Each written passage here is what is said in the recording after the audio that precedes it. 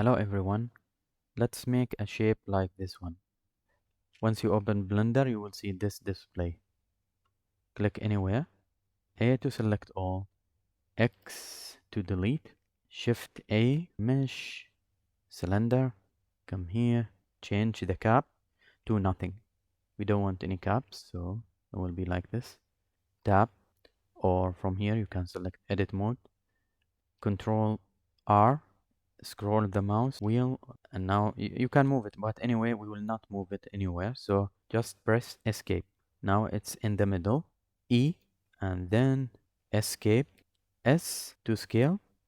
And now as you can see from this view, if we scale it this way, it will go closer to and closer to the middle, and we don't want that. So to avoid that, S, Shift Z, and now it will only scale in X and Y and not Z. So this is good enough.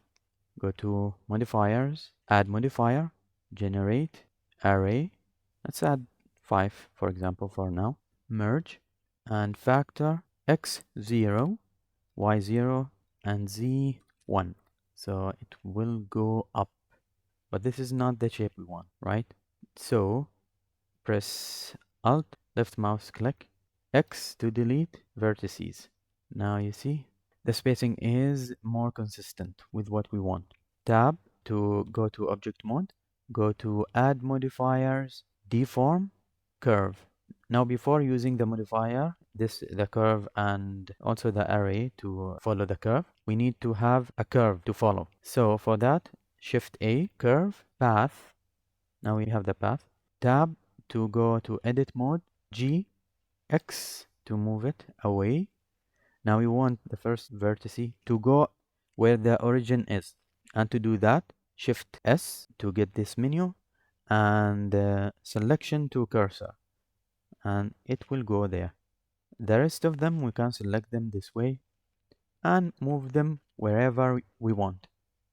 Now we will select the rest and we have a curve. If you want it longer, you can take the one vertex away or generate a new one by pressing E. So E again, we have this curve. And we want this shape to follow this curve. Now tab to go to object mode, select this object, go to array, fit type, instead of fixed count, we'll use fit curve. And then use the eyedropper, select the NURB path. Now the object will repeat itself to fit the curve. And now go to curve, use the eyedropper again, point to the curve and press. Now go to deform axis. Instead of X, we'll use Y in this case. So we have this shape following the path. Say you want it right now, you change your mind and you want to extend it more or to do whatever you want. Select this one, toggle X ray or Alt Z so we can see the curve. Tab for edit mode and see. If you extend it more, it will automatically extend the array we chose. So that's it. I hope you enjoyed the video and found it useful. Thanks for watching.